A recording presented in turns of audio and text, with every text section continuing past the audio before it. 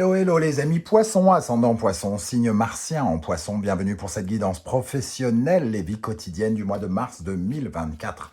Vie quotidienne pour toutes les personnes à la retraite, les personnes en recherche d'emploi et toutes les personnes qui ont un emploi mais qui ont d'autres activités extra-professionnelles. Donc si vous êtes occupé dans la vie par autre chose que votre travail, ça peut vous parler de cela ici.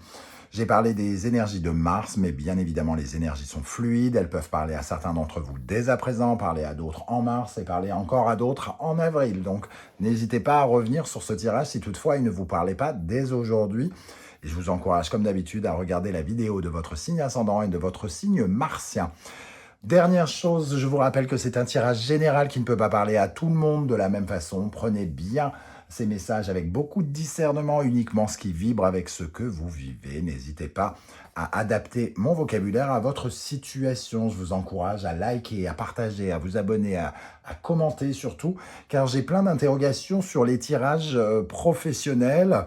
L'algorithme ne me réussit pas sur ce qui est professionnel, peut-être parce que vous êtes moins intéressé, parce que vous likez moins, ou tout simplement, voilà, le contenu vous plaît peut-être pas. Je me pose donc beaucoup de questions sur la continuité à donner à ces guidances professionnelles. Est-ce que je continue? Est-ce que j'arrête? Est-ce que je change? Est-ce que je fais autre chose?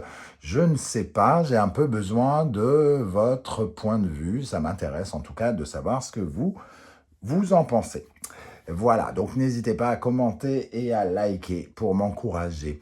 On y va avec l'énergie principale de votre tirage, les amis poissons. Nous avons le pendu qui apparaît ici inversé. Le pendu inversé nous dit peut-être, je vais le dire comme je le ressens direct, que vous n'avez pas forcément les yeux en face des trous. Vous ne vous apercevez pas de quelque chose, semble-t-il. Vous ne voyez pas que quelque chose vous soumet, vous domine, que vous êtes exploité par une image, par une personne, que vous n'êtes pas... voilà, Alors, le pendu, c'est la notion de consentement. Quand il est à l'endroit, on consent à faire quelque chose. On est certes attaché, mais on le veut bien.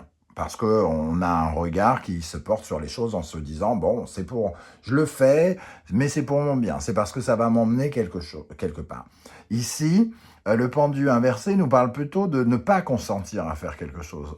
On fait quelque chose qui va à l'encontre de ce que l'on veut vraiment quelque part. Donc, soit vous rêvez un peu trop et vous ne vous rendez pas compte de quelque chose, vous avez l'espoir que quelque chose s'arrange alors que, par exemple, vous ne faites rien pour que ça s'arrange. C'est ce genre d'énergie en tout cas. C'est-à-dire, je ne m'aperçois pas de quelque chose, je vis en plein rêve, je crois que, mais je ne vois pas. Donc, c'est un peu quand on refuse une certaine forme de vérité, qu'on refuse de se rendre compte que on n'est pas libre de ses mouvements. On s'en rend pas compte. On se rend pas compte qu'on ne peut pas faire ce qu'on veut parce qu'on ne pense pas de la bonne façon ou parce que quelqu'un nous empêche de faire ce que l'on veut. Voilà ce que je ressens avec ce pendu ici. Et ce pendu, avec la maison Dieu qui, elle, est à l'endroit, nous dit que peut-être il faut changer de façon de regarder les choses par rapport à un remaniement, une restructuration de quelque chose, par rapport à un nouveau défi qui est devant vous. Peut-être que vous rêvez sur le fait que quelque chose va débarquer dans votre vie pour remplacer le passé. Sans que vous ayez rien à faire. Et dans ce cas-là, vous ne vous rendez pas compte que le défi, c'est de tout casser par vous-même pour tout recréer par vous-même. Ça peut être une hypothèse, par exemple. La Maison de Dieu nous parle d'un défi, d'un vrai challenge que l'on a à relever, de casser quelque chose, d'enlever les pierres pourries, là, d'enlever un petit peu de son orgueil, parfois d'ailleurs, pour pouvoir reconstruire autre chose. On doit revoir nos ambitions, on doit revoir quelque chose, mais il faut changer quelque chose avec la Maison de Dieu, parce que sinon, ça ne fonctionne pas. Il faut toujours changer quelque chose. Elle est à l'endroit, donc vous pouvez le faire par vous-même sans que l'univers vienne tout détruire quelque part. Donc, votre challenge, c'est de changer de point de vue ici, et de voir, au lieu de rêver de quelque chose d'idéal, de rêver, au lieu de rêver, c'est de savoir concrètement comment vous allez déstructurer cette tour, comment vous allez tourner une page sur le passé pour aller vers quelque chose de neuf, qui est challengeant, mais qui peut être très épanouissant pour vous. Ok, je suis tout emballé là. Avec l'oracle du soleil levant. Je vous rappelle d'ailleurs que si vous désirez des renseignements pour les tirages personnalisés, vous trouverez mon adresse email juste en dessous dans la barre d'infos, tout comme les références des oracles et tarots que j'utilise, comme par exemple l'oracle du soleil levant que j'ai créé. Si vous souhaitez le découvrir, il y a le lien juste en dessous. Alors, quelle énergie vous accompagne ici? Le cimetière, qui va un peu dans le sens de ce que j'ai dit par rapport à cette maison de Dieu. Le cimetière, là, que ce soit dans l'énergie entre guillemets japonaise ou dans un autre oracle, c'est toujours la mort de quelque chose pour le commencement d'autre chose. On voit bien ce lotus ici et cette entité de réincarnation, la possibilité de renaître sous une autre forme, de transformer sa vie pour aller vers quelque chose de neuf, de laisser ce qui est... qui ne sert plus à rien, et de transformer, parce qu'avec le cimetière, rien ne meurt, tout se transforme. Donc, tout ce que vous avez fait n'est pas perdu, il sert à créer ce qui sera demain, quelque part. Donc ici, on vous dit, attention de ne pas trop rêver par rapport à quelque chose qui doit se terminer et quelque chose qui doit commencer. Agissez, ne vous soumettez pas aux éléments, ne consentez pas à faire des choses que vous ne souhaitez pas faire. Amorcez le changement par vous-même, en faisant peut-être vos propres choix, en prenant vos propres décisions, par exemple. Ok, alors, quel est le principal défi que vous rencontrerez dans le domaine professionnel avec le tarot mystique? Nous avons le 8 de denier. Votre défi, je parlais de concrètement, eh bien c'est tout à fait le 8 de denier. Ici, on vous invite à ne pas être dans la procrastination, à ne pas attendre que les choses se fassent, mais au contraire, on vous invite à vous investir, à vous engager dans le changement, dans la transformation. Faites quelque chose. Bougez les choses, transformez les choses. Le 8, c'est on prend en charge quelque chose, on s'investit concrètement dans quelque chose. Et ici, je pense qu'il faut que vous vous investissiez dans ce changement pour apporter des changements dans votre vie professionnelle ou pour transformer des choses. Ça ne veut pas dire forcément changer de métier, claquer les portes, machin. Mais c'est peut-être qu'il y a une problématique relationnelle dans le travail. Et dans ce cas-là, on nous dit, c'est fini, il faut arrêter avec le passé, il faut aller vers le futur, entre guillemets, se challenger autrement, sortir de sa zone de confort pour reconstruire. On ne peut pas rester sur les vieilles rancunes, sur les vieux regrets, sur les vieux remords. Il est question ici de tourner une page, tout simplement. Et c'est votre travail, votre implication, votre engagement qui seront source de transformation, semble-t-il. Ici, vous avez peut-être tendance à rêver que quelque chose va tomber tout cuit, j'ai presque envie de dire, en voyant cette carte qui parle de procrastination. Là, on vous défie de vous engager et de vous mettre au boulot, quelque part. Donc, quelque part, ça ressemble à une énergie de « je ne sais pas comment faire, j'espère bien que ça va s'arranger, et je ne sais pas ce que je dois faire pour que ça s'arrange. » Donc, il est question de ne pas trop bouger, finalement. D'accepter une certaine forme de stagnation. Et là, on vous dit, maintenant, n'acceptez pas, bougez-vous, faites ce qu'il y a à faire, agissez par tous les moyens, soyez dans le concret le plus possible.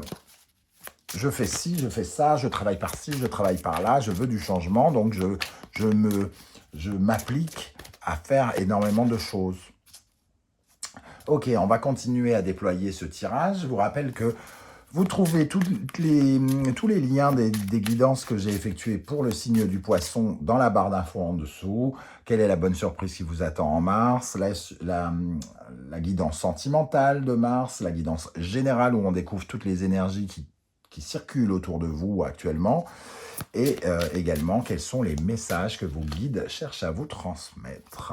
Alors, concrètement, qu'est-ce qui va se passer pour vous dans le domaine professionnel? Quel élément supplémentaire on peut avoir concrètement, qu'est-ce qui va se passer pour vous? Nous avons le 6 de bâton. Ok. Nous avons le diable. Et on termine avec celle-ci qui a sauté, la tour. Bon, on retrouve cette énergie de tour. Je me demandais où voulaient en venir ces deux premières cartes et j'ai la confirmation avec cette tour. Ici, on nous parle de vos ambitions avec le 6 de bâton. La gagne, avoir la gagne, sortir vainqueur, avoir du pouvoir avec le diable, hein, et ne pas s'en croûter, entre guillemets, parce que le diable, c'est à la fois sortir son charisme, déployer son énergie vitale, vouloir le pouvoir, vouloir l'argent, vouloir la gloire, ce genre de choses. Avec le 6 de bâton, ça peut nous parler de tout ça. Mais pour ça, il faut déconstruire quelque chose. Il faut casser quelque chose pour reconstruire autre chose. Vous devez accepter de changer quelque chose dans vos ambitions, dans votre façon de déployer votre pouvoir, dans votre... aussi dans certaines de vos peurs ici. Hein. Le diable, ça peut représenter aussi ces toiles d'araignée dans lesquelles on est complètement paralysé parce qu'on n'arrive pas à déployer son potentiel.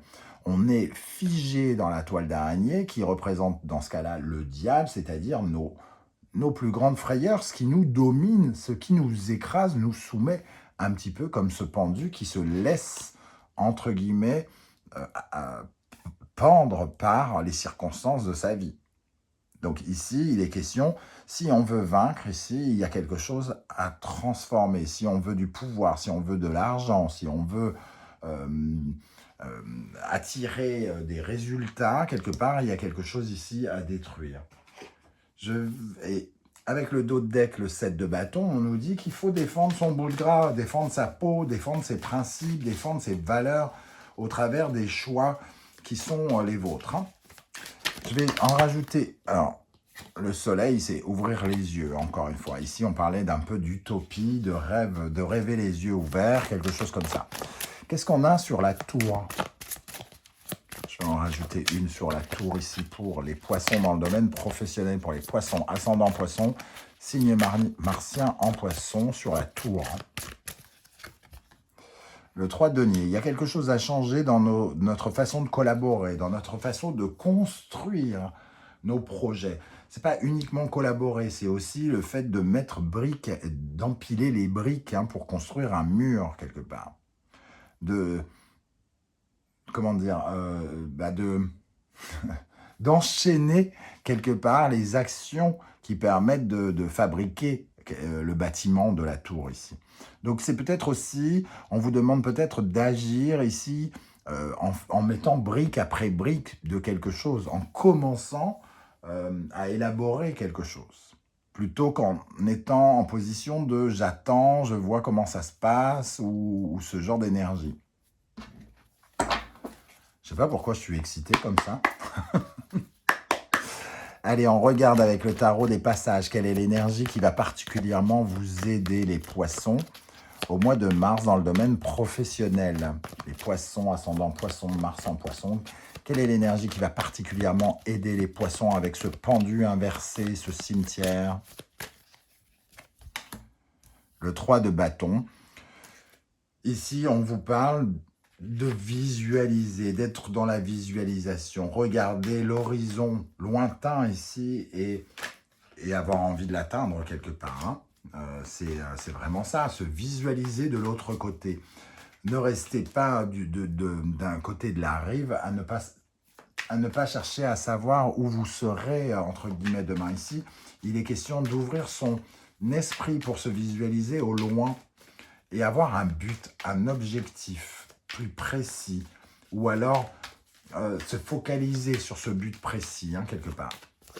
Allez, une deuxième énergie qui pourrait aider les poissons ici. Quelle énergie pourrait aider les poissons? Pardon. L'ermite, l'heure du bilan, d'ouvrir les yeux. On parlait d'utopie ici. Il est mûr, cet ermite. Il a la lumière, la compréhension, la lucidité. Il ne se ment pas parce qu'il rentre au plus profond de lui et il sait bien son parcours, tout ce qu'il a vécu lui permet de savoir ce qui le fait échouer, ce qui le fait réussir, ce qui le rend heureux et ce qui l'attriste. Donc ici, la lucidité ne peut que vous aider. Et ouvrir les yeux. Qu'est-ce qui, au contraire, pourrait vous ralentir, les amis poissons, dans le domaine professionnel? Qu'est-ce qui vous ralentit, les amis poissons, dans le domaine professionnel? Le roi de Pentacles. Alors, soit on parle de finances, soit on parle encore une fois un peu d'engagement ici, où on parle de confiance en vous. Le roi de Pentacles, il a énormément confiance en lui, il construit tout ce qu'il veut, il a les moyens de construire ce qu'il veut. Peut-être que vous remettez en cause le fait d'avoir les moyens, les talents, le potentiel de réussir quelque chose. Ou l'argent. C'est-à-dire que si vous vous lancez dans une affaire, dans un commerce où il vous faut évidemment de l'argent, ici, vous vous dites, bon, le crédit va peut-être tomber tout seul, ce qui serait bien sympa, mais ce qui n'est peut-être pas très lucide. Ici, on vous dit de vous engager, de vous mettre au travail, peut-être d'aller chercher l'argent d'ailleurs, vers les banques ou quelque chose comme ça. Et dans votre manière de construire, on est vraiment dans la construction et la confiance en soi ici. Donc, il vous faut mettre de l'énergie dans cette construction aujourd'hui. Une deuxième énergie qui vous ralentit, les amis poissons. Le roi de bâton. Donc, on a deux rois ici qui vous ralentissent. C'est vraiment l'idée que soit vous vous sentez un peu démuni, vous vous sentez pas assez fort, vous vous sentez pas assez leader, pas assez dans la maîtrise, la gestion, parce que c'est ça, les rois, c'est... j'ai du charisme, je suis puissant, j'ai tout ce que je veux, j'ai tous les moyens de, j'ai toutes les ambitions pour réussir. Et quelque part, c'est ça qui vous ralentit, c'est que vous n'avez peut-être pas conscience de votre potentiel et que vous doutez de peut-être encore un peu trop de vous par rapport au fait de vous lancer dans quelque chose de neuf. Ok, alors, ici, on va regarder quel conseil l'univers souhaite vous transmettre au travers de ce tirage. Oups. Alors, ici, déjà, on a le jeu du bonneto, et donc ça nous parle de ne pas se mentir. Il faut ne pas se mentir parce que ça manque d'honnêteté. C'est un peu malhonnête de penser, peut-être que sans vous rendre compte, il est malhonnête de penser que ça va se passer comme ça. Il vous faut regarder la situation probablement autrement. Alors, un conseil pour les poissons ici. La Vierge et le Mercure, le Sagittaire et Jupiter. Ça nous parle du travail ici, du quotidien, de notre façon de faire, notre routine professionnelle peut-être, donc de notre engagement aussi, puisque le 8 de denier, je le trouve assez proche du signe de la Vierge, parce que c'est le travail, la perfection, le sens du détail, l'engagement professionnel, la conscience professionnelle. Et ici, il y a quelque chose où on doit changer ses croyances, on doit tirer les leçons de quelque chose, on doit faire évoluer notre façon de travailler, notre façon de nous engager dans les choses ou dans notre façon de perfectionner quelque chose. Ici, c'est vraiment la notion de perfectionner notre méthode, notre façon de faire. C'est ça le conseil qu'on vous donne ici. Voilà les amis poissons, ce que je ressens avec ce tirage. J'espère que vous serez nombreux à venir commenter juste en dessous ici pour me dire comment vous ressentez ces énergies, celles-ci, comment ça vous parle. N'oubliez pas que vos témoignages aussi sont précieux pour tous les autres poissons qui vous liront. Peut-être verront-ils une idée, un conseil, un soutien au travers de vos témoignages. Et ça, c'est très important pour moi au travers de cette communauté. Pour ceux qui ne souhaitent pas étaler leur vie sur YouTube, je vous invite à mettre un like, à mettre un émoticône de votre choix, un coucou, et on prouvera que l'IA, les robots ne gagneront pas la guerre contre les humains en 2024. Nous sommes là, nous respirons, nous tenons à prendre notre place, nous devons la prendre dans l'échange, le partage, bien évidemment, que j'essaye de valoriser ici. Voilà. Merci en tout cas pour vos likes, vos partages, vos demandes d'abonnement et vos commentaires qui seront précieux quant à mes interrogations sur les guidances professionnelles, comme je vous le disais au début du tirage. Merci pour votre soutien, j'en ai besoin pour continuer ces guidances, sans quoi je reverrai peut-être la formule ou je sais pas, je vais y réfléchir en tout cas et j'attends un peu vos retours. Eh bien, merci de m'avoir écouté. On se retrouve très bientôt pour de nouvelles guidances. En attendant, prenez bien soin de vous, les amis poissons. Merci d'être là et à bientôt. Ciao, ciao.